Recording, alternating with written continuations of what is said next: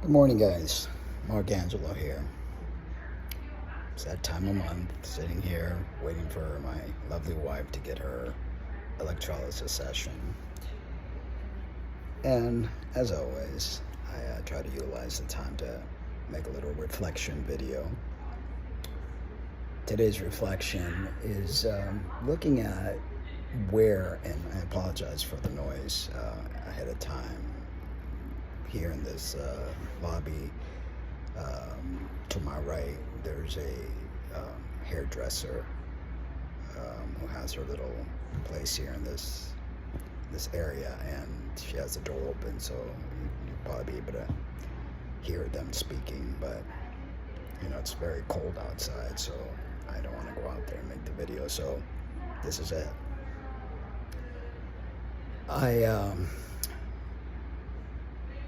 I can't help but think,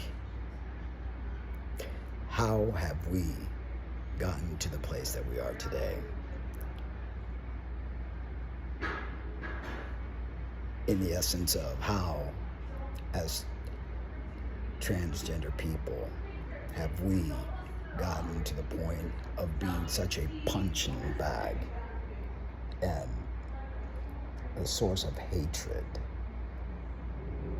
by different groups that has bled into the regular ether, the environment around us. I mean, once upon a time, when I was advocating, a lot of the hatefulness came from religious groups, to include Christians.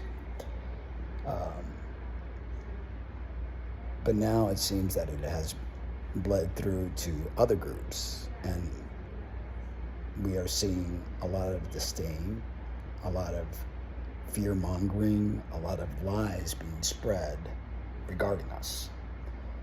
There's a lot of misconception. There's a lot of flat-out lies that are being spread to create that hateful rhetoric that we're experiencing. Needless to say, when the new administration gets in, a lot of that hatred is probably going to get worse, and there might be things done to harm us. Maybe not physically, but our well-being, our ability to walk the earth the way that we see fit. Now, I don't know if they're going to be able to just totally dismantle everything that we have worked so hard to build, but one can only imagine. Now, I believe that we all play a role in this. We all, through our own programming, way of thinking, maybe pushing too hard for acceptance, we may have inadvertently pissed off a lot of people. The few that were too loud in the wrong way got the regular people to feel some sort of disdain towards us. When I was advocating, education was imperative, but in a gentle and kind way. Not like, you will refer to me as such and such, you will see me. I think that forceful attitude created a ricochet, and it kind of backfired. So now we're dealing with the ramification that these groups, these religious groups, got a hold of other groups and united and started spreading lies about your children being in danger from people like us. They started spreading misinformation regarding things that were being done in schools. It's just, you all know the story. So now we're facing an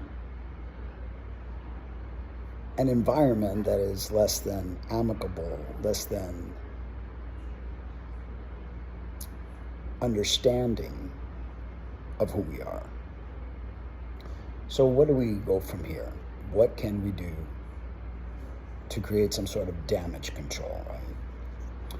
Well, we have to continue to educate and put the right information out there, instead of the wrong information or lies, so that people see who we truly are.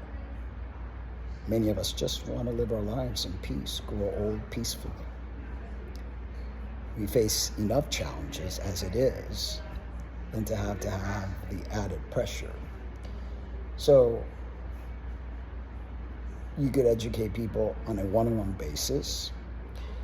You could try to lead some sort of seminar and educational platforms to really put real information out there. Too many people, good people, that said nothing, that are hiding, that are stealth.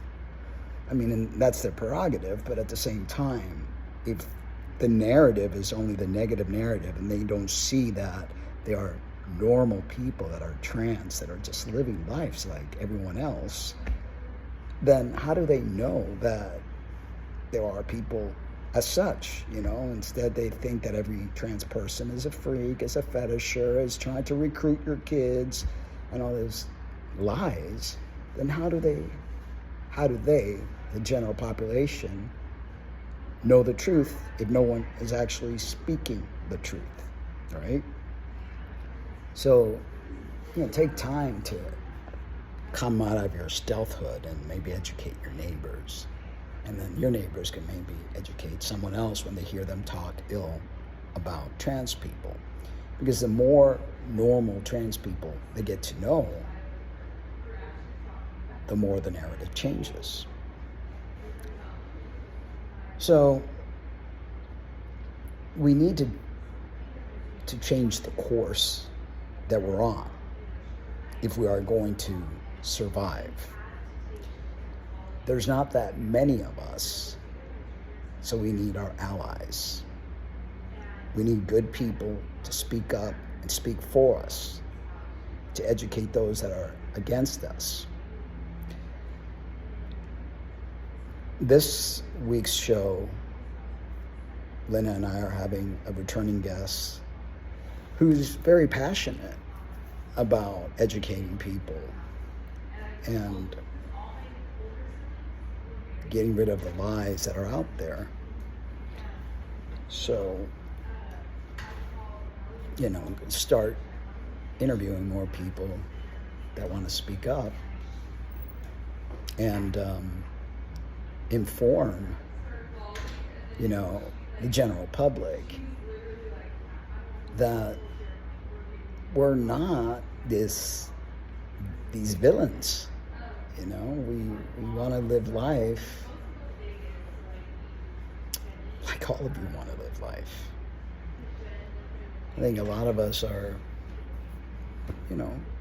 pretty boring people in general. So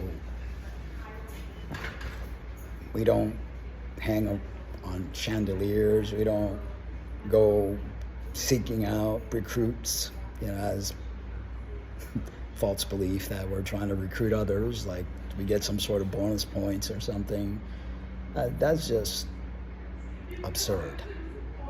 If there's any education that's being done in school, is so that your kids don't feel ostracized when they find themselves feeling or being different from everybody else, to realize that there are other people like them. It's not like we're trying to recruit anyone.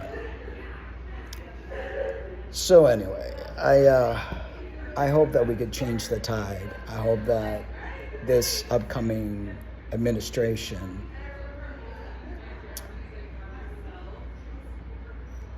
doesn't tear down everything that we've worked so hard to build up. All I can say, though, if things get pretty bad, and things have been bad in the past for all of us in the LGBTQ community, that we find a way to still find friends and allies to give us hope and help us get out of the funk that many of us will probably get into. we also need to understand that the world as we know it is not just as black and white as we see it, not just as face value as we see it, but there's something deeper, something spiritual brewing in the background, something that we as humans will need to face and grow and learn from. There's a lot of static in the world right now. There's a lot of energy surges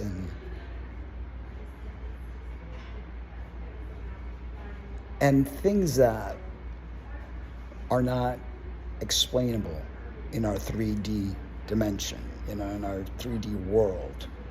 There are things that will be taking place because we are going to be evolving, changing as a species, as well as the planet. So I think that everything that is happening is all part of the course. We just have to go inward, try to repair the damages that we have within, the traumas, not only from this lifetime, but past lifetime, generational type of traumas that are all coming up for review, that are all going to be exposed worldwide. So expect a lot of changes. It always gets darker before the light comes out. But mark my words, there's going to be a beautiful change. It may not appear so in the beginning, but there will be a beautiful change to our planet and to our species. This time around, they don't get to reset us and dumb us down further. This time around, we will succeed. This time around, the story ends differently, and in favor of a better world, a better human race. So don't despair, hold on tight, hold each other, love each other, heal as much as you can. Do the things that you need to do the work, do the meditation, the manifestation, the visualization, the exercise, the movement, the eating right, the honoring the animals that surround you. Be a good person. It's all going to work out in the end. Guys, I love you. I know that my life has been a whirlwind. I've done some stupid things. I regret all the stupid things. But I feel that I'm in a better place right now because of all those quote-unquote stupid things that I've done, all the detransitioning, all the thinking that I needed to go into a religious, dogmatic state. All things that I've worked through and all things that I needed to go through in order to be where I am today. I am thankful. I am regretful of anyone that I've hurt throughout my journey. And for that, I am very sorry. But it needed to happen, as many things are going to be needed to happen in our world, in our species. But it's all going to work out at the end. So thank you guys for listening. Tune in this Friday